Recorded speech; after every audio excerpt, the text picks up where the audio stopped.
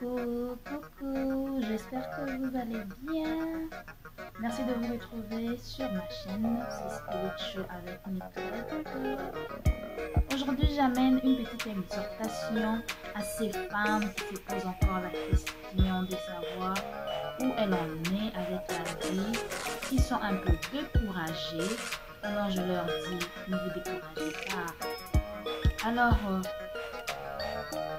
je vais partager avec vous 12 femmes qui la Bible parle. Ces 12 femmes vont nous aider. On va aider ces femmes qui se posent encore la question de savoir qu'est-ce que je fais de ma vie, comment je vais faire ceci ou cela. Alors, sans plus tarder, je vais passer dans le vif du sujet. Quel genre de femme choisirez-vous par exemple par rapport à celle que je vais vous présenter tout à l'heure?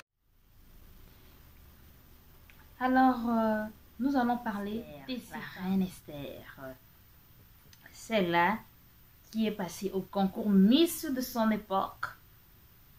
Et le roi l'a choisie. Pourquoi le roi l'a choisie? Parce que c'était une femme audacieuse et courageuse. On dit, soit une Esther, soit audacieuse et courageuse pour défendre la vérité, pour faire entendre ta voix et pour te battre pour les autres, même si cela implique de te sacrifier.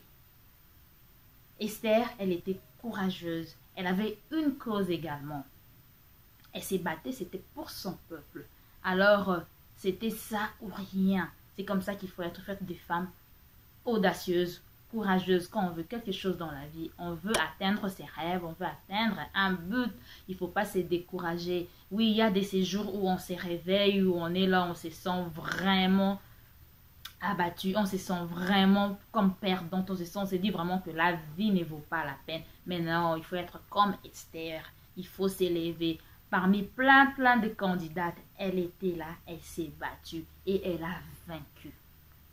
Alors, battons-nous dans la vie, soyons des battantes, soyons audacieuses, croyons, il faut croire en soi-même, croire à son combat, croire qu'on peut réussir. Le fait déjà de croire, cela démontre déjà qu'on a la victoire. Donc, il faut croire en la victoire. Il faut croire qu'on peut réussir. Il faut croire qu'on peut aller de l'avant. Parce qu'on est désespéré. C'est ce qui va vous arriver. Ça sera l'échec.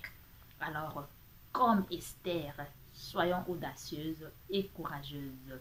Voilà, mes chères sœurs. Ne nous décourageons pas. Là, c'était la reine Esther, la fameuse. On est toujours dans la Bible. Vous voyez ces femmes remarquables qui ont marqué notre histoire. Ces femmes remarquables qui ont marqué notre foi. Alors, deux fois, il faut se référer à eux pour pouvoir avancer. Quand on se sent vraiment faible, quand on se dit que voilà, je ne pourrai plus rien faire, allez dans la Bible, puiser la force et avancer. Sois une Rebecca, n'oublie jamais que la véritable beauté se trouve en toi. On nous parle très souvent de la beauté intérieure.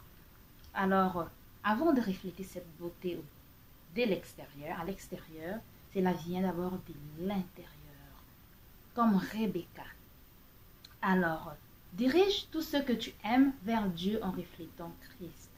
Donc, vous connaissez l'histoire de Rebecca dans la Bible, alors on nous recommande d'être une Rebecca. Pour celle-là qui se pose encore la question de se positionner, quel genre de femme je peux bien être? Voilà, un des exemples. Ensuite, la Bible nous recommande d'être une Sarah. Pourquoi? Parce qu'on dit, l'âge n'a pas d'importance. Sois confiante et crois que toutes choses sont possibles en leur temps et à la saison parfaite décidée par Dieu. Très souvent, on se pose la question, pourquoi telle histoire n'arrive pas dans ma vie? Pourquoi, par exemple, je ne me marie pas? Pourquoi je n'ai pas encore d'enfant? L'âge est en train d'avancer. Oui, c'est vrai. Deux fois, Dieu ne voit pas le temps. Nous, les hommes, hommes majuscules, donc j'inclus les femmes également, nous vivons en fonction du temps. On s'est dit que voilà, j'ai tel âge, voilà, j'ai grandi avec des copines et tout. La majorité se sont mariées, la majorité ont une vie, la majorité ont des enfants qui sont déjà âgés. Et moi, comme Sarah, la Bible nous exhorte à rester posé. Devant Dieu, l'âge n'a pas d'importance. Et Dieu fait chaque chose à sa manière. Il y aura le temps pour toi pour te marier. Il y aura le temps pour toi pour avoir des enfants. Il y a un temps pour tout. Sois patiente.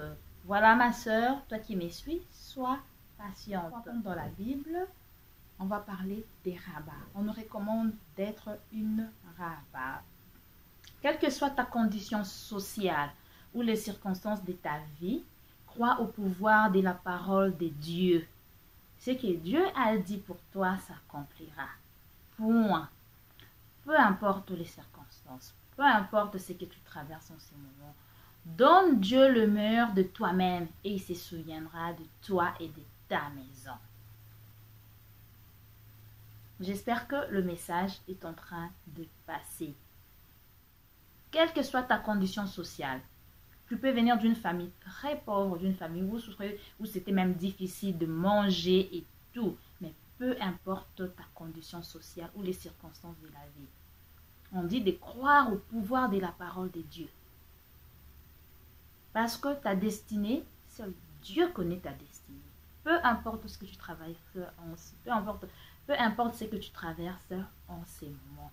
Voilà mes sœurs, ne nous décourageons pas, restons fermes, croyant à la parole de Dieu. Ma prochaine femme battante, c'est Ruth. Sois une Ruth. Sois loyale envers toutes les personnes de ton entourage. Fais le maximum et ne laisse pas tomber. Même quand la situation est difficile. On demande d'être loyal. La majorité des personnes ne le sont pas. Si on a une certaine situation dans la vie, si nous avons une certaine position dans la vie, par exemple, si nous avons étudié, par exemple, si nous avons voyagé, nous nous retrouvons à l'étranger, par exemple, il y a eu un piston, il y a eu quelqu'un, par exemple, qui vous a poussé, il y a eu quelqu'un qui vous a aidé à exceller dans la vie, on dit d'être loyal. La gratitude, savoir être reconnaissante. Peu importe ce que cette personne peut être, peu importe votre situation avec cette personne en ces moments, la situation peut être conflictuelle en ces moments, mais peu importe, on nous demande d'être loyal envers toutes les personnes de ton entourage. Savoir dire merci, même quand on nous donne peu. C'est vraiment quelque chose de très bien dans la vie. Alors, comme une Ruth, vous connaissez l'histoire de Ruth dans la Bible. Donc, je cite ces femmes juste pour nous exhorter, savoir comment être dans la vie, comment se comporter, savoir se positionner. Il y a plusieurs femmes qui se cherchent encore. Il y a plusieurs femmes qui ne savent pas qui elles sont en fait. Quelle force vous avez? On dit une femme, c'est une force. F comme force. Alors, on ne peut pas être tout le temps là comme un dévergondé. On ne peut pas être là tout le temps là comme quelqu'un qui n'a pas d'intelligence, où on ne réfléchit pas trop bien, où on est là tout le temps dans les désordres, où on est tout le temps dans la zizanie, dans la calomnie avec les gens, tout le temps à faire des histoires qui ne nous honorent pas, alors qu'on peut faire mieux. Alors là, c'était Ruth. Je vais passer à une femme remarquable, la mère du prophète de Samuel. J'espère que vous avez compris, je vais parler d'Anne. On dit, sois une Anne. Pourquoi? Prie sans cesse, ce ne sera jamais en vain. Et oui, on doit trouver une force dans la prière.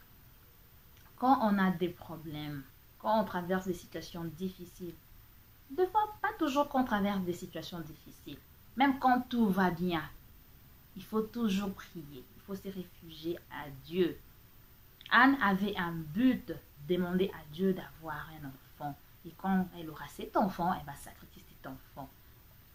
Elle va donner à Dieu cet enfant. Elle priait sans cesse, on disait, elle était comme ivre, mais elle continue à prier. Alors, mes sœurs, n'abandonnez jamais la prière. La prière est une arme. C'est une arme très, très importante. Alors, c'était Anne, une femme remarquable, qui n'a jamais cessé de prier jusqu'à ce que Dieu a exaucé sa prière. J'espère que ça entre. Alors, je vais demander à vous tous qui me suivez de vous abonner, ou à ceux-là qui font du tourisme. Quand je dis tourisme, ceux-là qui passent de temps en temps, regardent mes vidéos sans s'abonner. Please, s'il vous plaît, abonnez-vous. C'est facile. Juste regardez en dessous de la vidéo, vous allez voir un bouton rouge. Comme je suis du côté anglophone, je pense que ça va écrit subscribe. Dans d'autres vidéos, ça va écrit abonnez-vous. Alors, juste cliquez là, juste un petit clic.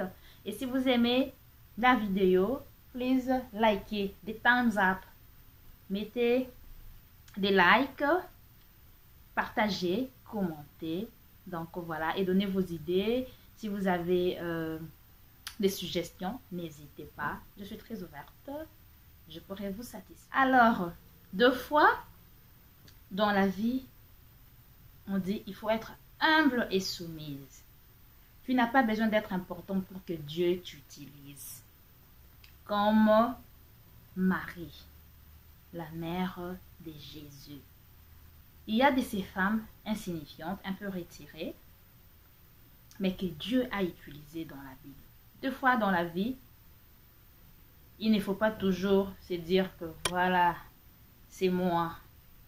Voilà, je suis belle, j'ai tout ce qu'il faut. Alors, qu'une personne ne pourra me résister, aucun homme ne pourra me résister. 2 fois pour que Dieu t'utilise, tu n'as pas besoin de tout ça. Sois juste calme. Sois humble et soumise et Dieu va t'utiliser. C'est comme Marie, la Vierge Marie, que Dieu est venu visiter, que Dieu est venu visiter juste parce qu'elle était une fille calme et humble. Dieu l'a utilisée. Aujourd'hui, nous avons notre Sauveur. Alors, mes sœurs, 2 fois, on n'a pas besoin de faire sortir toutes ces attirails pour que Dieu vienne. Juste dans votre position, là, dans votre humilité, dans votre soumission, Dieu peut avoir un œil sur vous. Dieu, on dit, c'est Dieu qui élève les humbles. Donc voilà, toujours dans cette exhortation-là de nous encourager, parce que chaque personne a sa personnalité. Il y a des femmes qui sont là un peu chaudes et tout, et il y a celles-là qui sont là juste calmes. Ça ne veut pas dire qu'il faut adopter la personnalité de l'autre, il faut juste être soi et croire en soi-même. C'est comme ça que Dieu utilise les gens. On ne cherche pas à copier l'autre, à être exactement comme l'autre. Elle est un peu comme ça. Les gens disent que je suis un peu froide, je dois adopter sa personnalité. Non, non, non, ma chérie. Tu n'es pas obligée. C'est ta personnalité là. Dans ta personnalité, il y aura une personne qui va te remarquer. Chaque personne est unique à sa manière. Donc, comme la Vierge Marie, elle était humble et soumise et Dieu l'a utilisée. Tu n'as pas besoin d'être trop importante. Tu n'as pas besoin d'avoir une certaine position dans la vie ou de sortir d'une certaine famille renommée. Non. Dieu utilise qui il veut. Alors, mes sœurs, écoutons. Alors, mes sœurs, soyons nous-mêmes. Je suis moi comme tu es toi. Donc, chaque personne reste dans sa personnalité. Alors, ma prochaine candidate, c'est Marie de Magdala. Marie de Magdala, c'était une femme qui était dans la prostitution. C'était une femme où les gens essayaient de mettre un peu à l'écart. Alors, Dieu dit, il est venu, Jésus quand il prêchait disait qu'il est venu pour les pécheurs. Peu importe ta situation, peu importe des erreurs dans ta vie, peu importe tout ce que tu as fait, quand tu t'as gêné, tu viens devant Dieu. Dieu va te pardonner. Alors, on dit Ne laisse jamais tes erreurs ou les jugements des autres t'empêcher d'expérimenter la joie des dieux. Parce que quand toi tu mets dans ta tête, voilà, je fais des erreurs dans la vie. Voilà, j'étais ceci ou cela. Voilà, j'ai escroqué des gens. Voilà, j'étais prostituée. Voilà, j'avais fait ceci dans la vie. Voilà. Quand tu mets tout ça dans la tête, tu ne pourras pas t'approcher des dieux. Alors que Dieu a besoin que toi tu t'approches de lui. Humilie-toi et viens vers lui. Demande pardon. Et Dieu va t'exaucer. Et Dieu va t'exaucer. Et Dieu va t'approcher à lui. Et tu seras saint. Parce que dans ce monde, il n'y a pas de gens parfaits. Chaque personne, moi qui vous parle ici, nous sommes des pécheurs. Il n'y en a pas, à part Jésus lui-même, il n'y a jamais eu des hommes parfaits. Nous tous, nous péchons, nous avons péché. Mais quand tu prends ces erreurs de la vie, tu mets devant toi, tu te dis que Dieu ne voudra jamais de moi, ça c'est faux. Il faut plutôt s'approcher de lui et lui s'approchera de nous. Donc voilà, sois une Marie de Magdala, reconnais tes fautes, reconnais tout ce que tu as fait de mauvais, reconnais la reconnaissance des fautes avant tout et puis réponds-toi. Donc mes sœurs, ne vous découragez pas. Aujourd'hui c'était une exhortation. Dans toutes ces femmes que je suis en train de citer, je sais que vous allez vous retrouver. Vous allez vous retrouver même dans une d'elles. Alors, please, commentez. Mettez dans la barre de... Mettez dans les commentaires quel genre de femme aimeriez-vous être. Vous allez vous retrouver dans une, vous allez vous retrouver dans 2 ou 3, voire même 4 ou 5. Mais j'aimerais avoir vos commentaires. Quel genre de femme aimeriez-vous être et pourquoi? Alors, je continue toujours. Il y en a des tas, ce n'est pas encore fini. La prochaine, c'est Élisabeth, la mère de Jean-Baptiste. Alors, on dit, ne doute jamais des capacités de Dieu. Jamais, jamais. Il est le Dieu des miracles. Et oui, si tu crois en Dieu, tu ne peux pas douter de ses capacités. Il peut tout faire. Il peut changer ta vie du jour au lendemain. Il peut te guérir. Il peut te donner ce que tu as désiré pendant des années. Ne doute jamais, jamais. On ne dit jamais, jamais, mais avec Dieu, on le dit. Ne doute jamais de Dieu, parce qu'il est le Dieu des miracles. Alors, mes sœurs, qu'est-ce que vous en pensez? D'accord? La prochaine, c'est Abigail.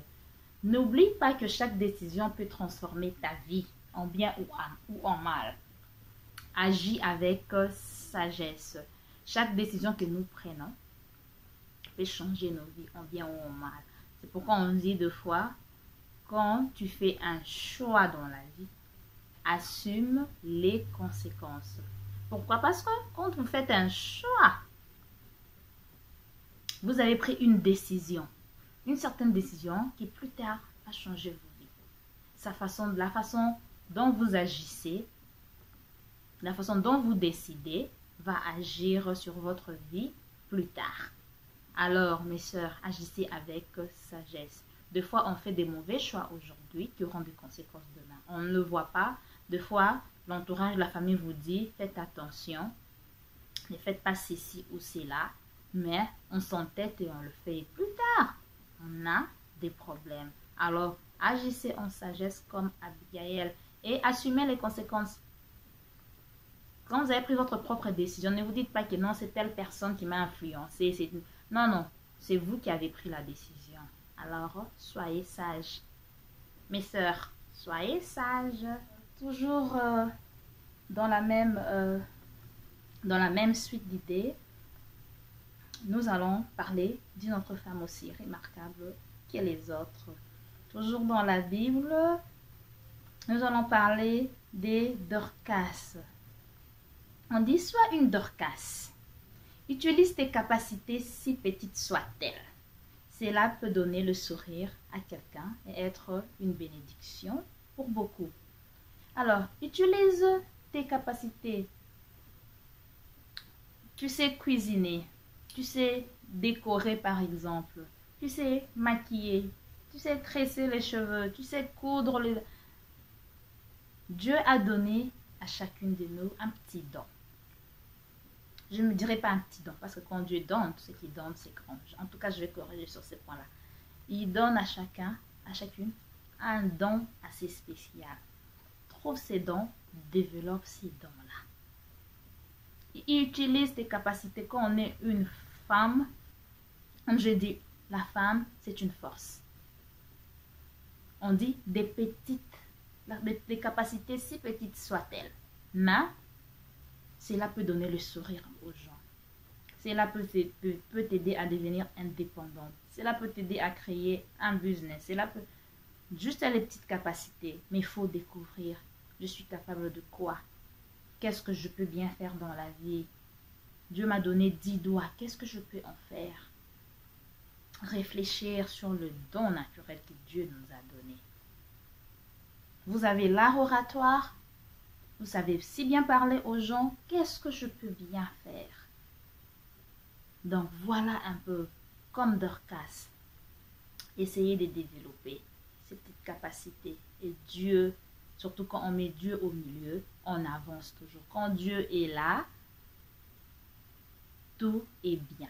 Tout marche à merveille. Donc voilà mes sœurs, j'espère que vous m'aviez suivi du début jusqu'à maintenant. Alors pour terminer, je vais dire ceci. Sois une femme qui laisse sa maison ouverte. Que ta maison soit ouverte. Que tes mains soient généreuses. Que ton cœur soit assez grand pour aider quiconque se trouve dans le besoin. Pourquoi je le dis? On dit la maison qui accueille reçoit des bénédictions. Sois ouverte. Il y a des maisons, quand vous y allez,